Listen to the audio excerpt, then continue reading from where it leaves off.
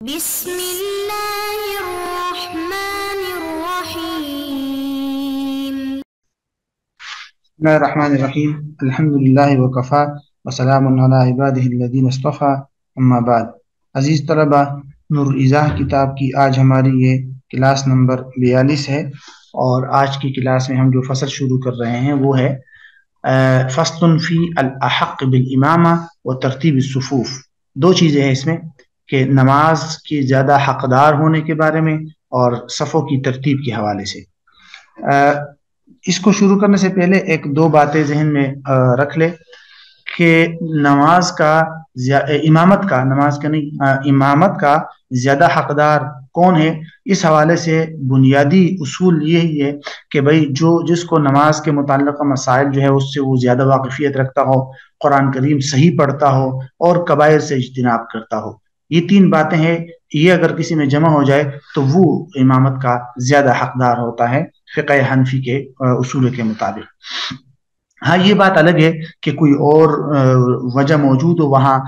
مثلا امام متعین ہے یا بادشاہ موجود ہے کوئی بھی، تو وہ بات الگ ہو جاتی ہے، پھر اس کو ترجیح ہو جاتی ہے، لیکن اصول یہی ہے کہ زیادہ حقدار یہی شخص ہے جس میں یہ تین باتیں جمع ہوں۔ پھر اگر بہت سے لوگ ہیں جن میں یہ ساری باتیں جمع ہو چکی ہے تو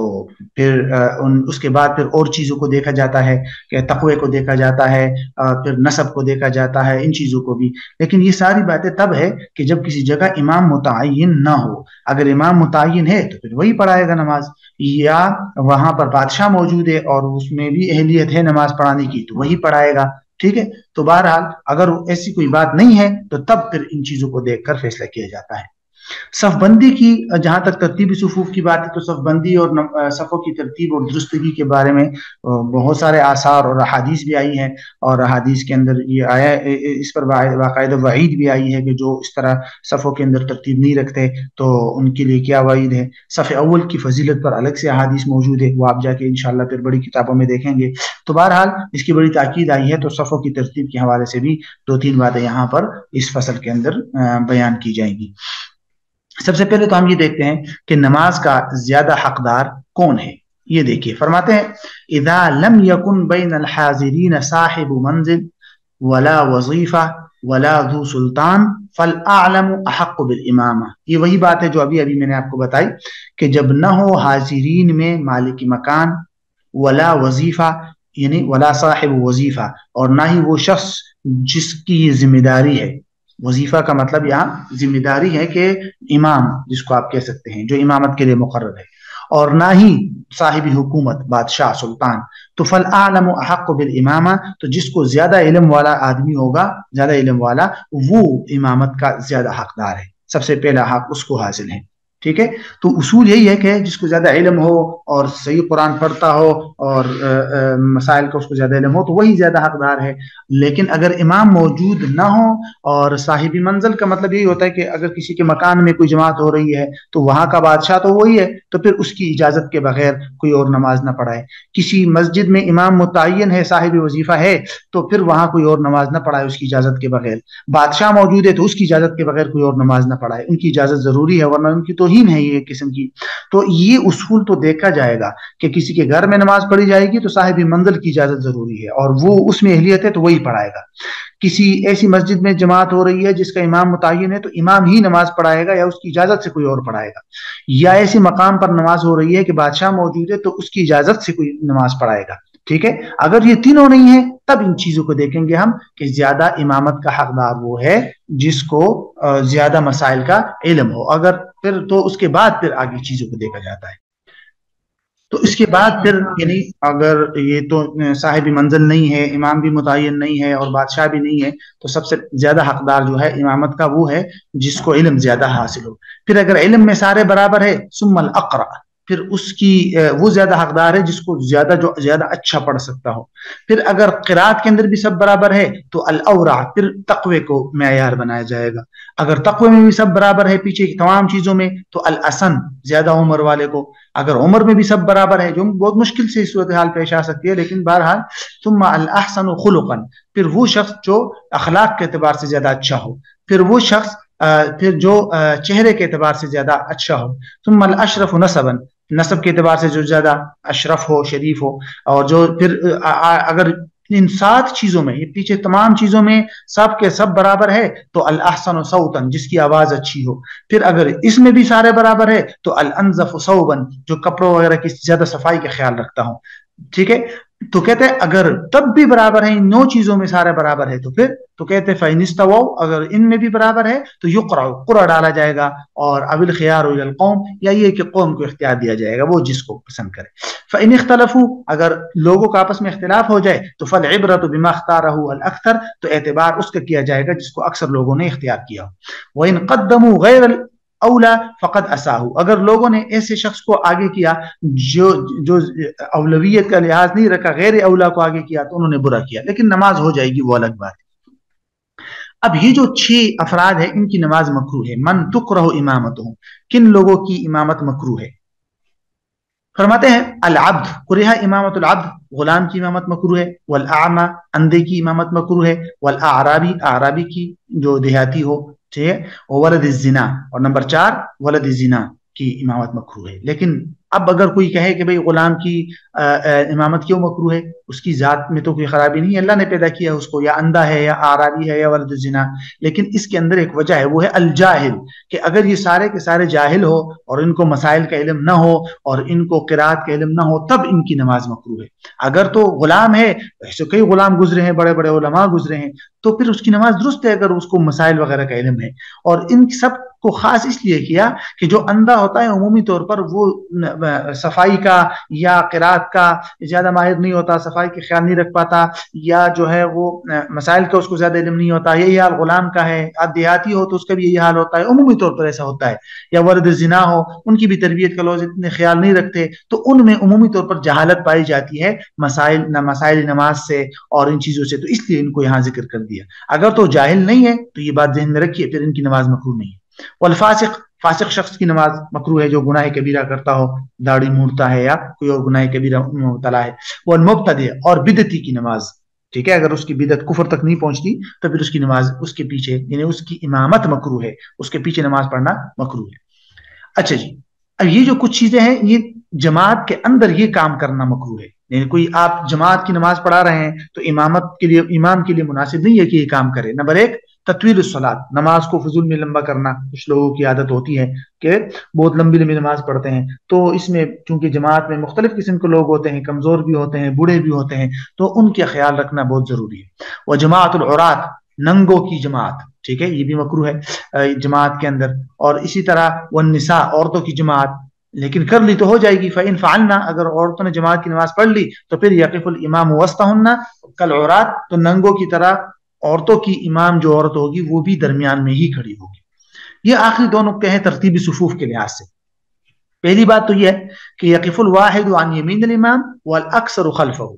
اگر ایک امام ہے اور ایک مقتدی ہے تو جو مقتدی ہے وہ امام کے دائیں جانب کھڑا ہوگا. اور دائیں جانب کا مطلب یہ نہیں ہے کہ بالکل برابر میں، بس تھوڑا سا پیچھے، کہ امام کی ایڑی مقتدی کی ایڑی سے تھوڑی سی آگے ہو، یا آپ یوں بھی کہہ سکتے ہیں کہ مقتدی کی جو انگلیاں ہیں وہ امام کی ایڑیوں کے برابر ہو. تو اس طرح مقتدی دائیں طرف کھڑا ہو جائے گا، امام بائیں طرف. یہ جب 2 ہو، اور امام ہو ایک اور ایک مقتدی. لیکن اگر ایک امام ہے اور مقتدی جو ہے ایک سے زیادہ ہے، 2 3 4، تو پھر وہ امام کے پیچھے کھڑے ہوں گے. یہاں سے یہی بتا رہے کہ ایک آدمی امام کے دائیں جانب کھڑا ہوگا، والاکثر خلفه، اور زیادہ ہو تو وہ امام کے پیچھے.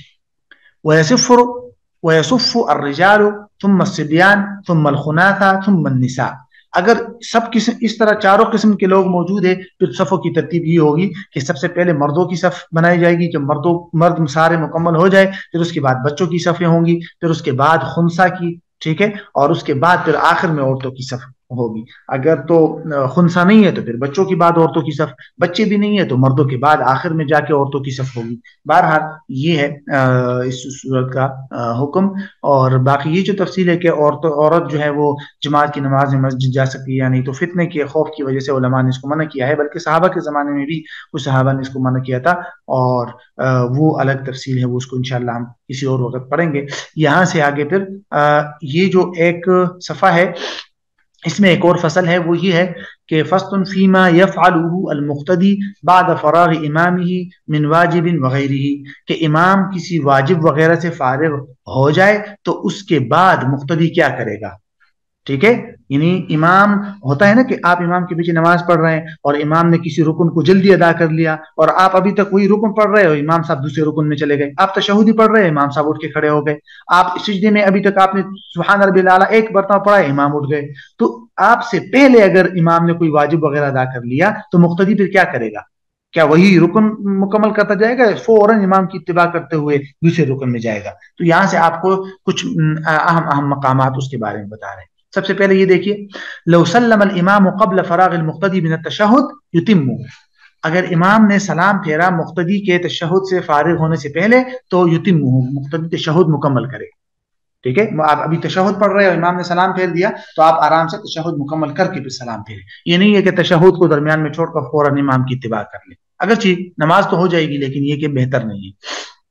نمبر 2، ولو رفع الامام رأسه قبل تسبیح المقتدی ثلاثا فی الرکوع او السجود یتابعه، اگر امام نے سر اٹھا لیا مقتدی کے 3 مرتبہ تسبیح پڑھنے سے پہلے رکوع میں یا سجدے میں تو یتابعہ، امام کی اتباع کریں، یعنی اگر آپ رکوع میں ہیں اور 3 مرتبہ سبحان ربی العظیم نہیں پڑھا، امام اوپر ہو گئے تو آپ فوراً امام کی اتباع کریں،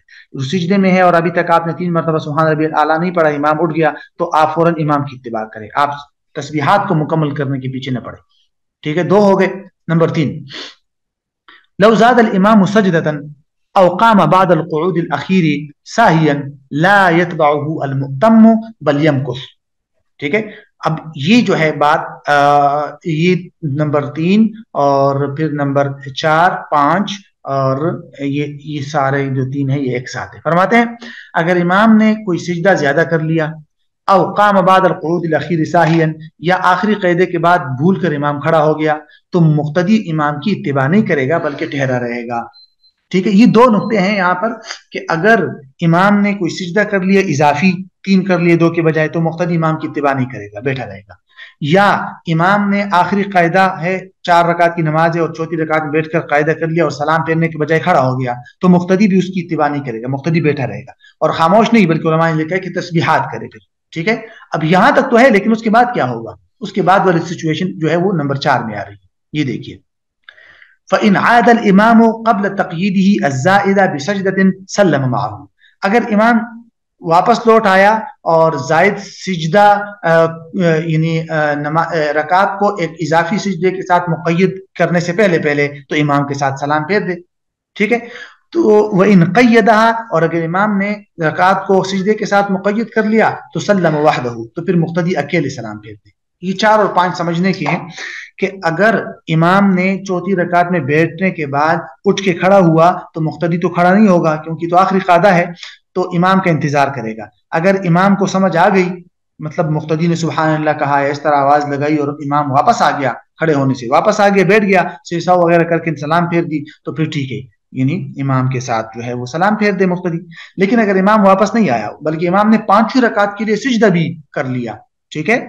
چوتھی رکعت کے بیٹھنے کے بعد اٹھ کے کھڑا ہوا اور 5ویں رکعت کا سجدہ بھی کر لیا، مقتدی ابھی تک بیٹھا انتظار کر رہا ہے، تو اب مقتدی سلام پھیر دے، اس کی نماز مکمل ہو جائے گی، باقی امام جانے اور اس کا کام جانے، امام اس کے بعد 5ویں رکعت پڑھے گا، 6ٹھی رکعت بھی پڑھ لیا یا جو بھی حکم ہوا اس کو پھر بعد میں دیکھا جائے۔ اچھا، وَإِنْ قَامَ الْإِمَامُ قَبْلَ الْقُعُودِ الْأَخِيرِ سَاهِيًا انْتَظِرُوا، کہتے ہیں اگر امام آخری قاعدے میں بیٹھنے سے قبل ہی کھڑا ہوا تو اس کا انتظار کریں، ٹھیک ہے، اور فَإِنْ سَلَّمَ الْمُقْتَدِي قَبْلَ أَنْ يُقَيِّدَ امام، یہ الگ مسئلہ ہے، لیکن یہ دیکھیے کہ چوتھی رکعت ہے اور دوسرے سجدے کے بعد اب امام کو بیٹھنا ہے اور سلام پھیرنا ہے آخری قاعدے کے لیے، لیکن امام نے دوسرے سجدے کے فوراً بعد جا کے 5ویں رکعت کے لیے کھڑا ہوا امام، تو کیا مقتدی اس کی اتباع کرے گا؟ کہتے ہیں نہیں، بلکہ انتظر ہو، بلکہ مقتدی اس کا انتظار کرے گا اور بیٹھ کر تسبیحات وغیرہ کرے، اگر وہ واپس آیا تو ٹھیک ہے، اس کے ساتھ سلام پھیر دے، اگر وہ واپس نہیں آیا اور 5ویں رکعت کے لیے دوبارہ سجدہ کر لیا تو مقتدی اس کے ساتھ سجدہ نہ کرے بلکہ سلام پھیر دے، اس کی نماز ہو جائے گی، ٹھیک ہے، تو یہ ہے خلاصہ۔ اب یہ جو نمبر 7 والا ہے، فَإِنْ سَلَّمَ الْمُقْتَدِي قَبْلَ أَنْ يُقَيِّدَ إِمَامُهُ الزَّائِدَ بِسَجْدَةٍ فَسَدَ فَرْضُهُ، اگر تو چوتھی رکعت کے قاعدے کے بعد یا امام 5ویں رکعت کے لیے کھڑا ہوا اور ابھی امام نے 5ویں رکعت کے لیے سجدہ نہیں کیا تھا اور اس سے پہلے مقتدی نے سلام پھیر کے نکل آیا تو اس کی نماز فاسد ہو جائے گی، ٹھیک ہے، کہ میں نے مقتدی تب امام سے پہلے سلام پھیر کر نکل سکتا ہے جب امام 5ویں رکعت کے لیے سجدے سجدہ بھی کر لے. 5ویں رکعت کے لیے کھڑا ہونا، رکوع وغیرہ یہاں کر بھی رہا ہو، مقتدی بیٹھا رہے گا، انتظار کرے گا، مقتدی سلام نہیں پھیرے گا، ورنہ تو مقتدی کی نماز فاسد ہو جائے گی. یہاں سے یہ بتا رہے اگر مقتدی نے سلام پھیر دیا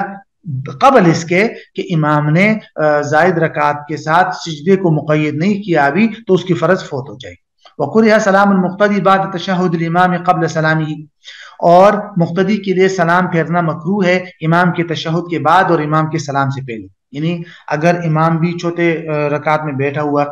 قاعدہ میں بیٹھا ہوا ہے، اور ابھی امام نے تشہد مکمل کر کے سلام نہیں پھیرا، البتہ تشہد پڑھ لیا ہے امام نے، تو اور مقتدی نے امام کے سلام سے پہلے تشہد مکمل کر کے سلام پھیر دیا، تو یہ مکروہ ہے. اگرچہ نماز ہو جائے گی لیکن یہ مکروہ ہے. تو بہرحال یہ ہے وہ بنیادی بات ہے. یہاں سے اس کے بعد انشاءاللہ پھر فرض کے بعد کی جو اذکار وغیرہ ہیں وہ یہاں سے شروع ہو جائیں گے.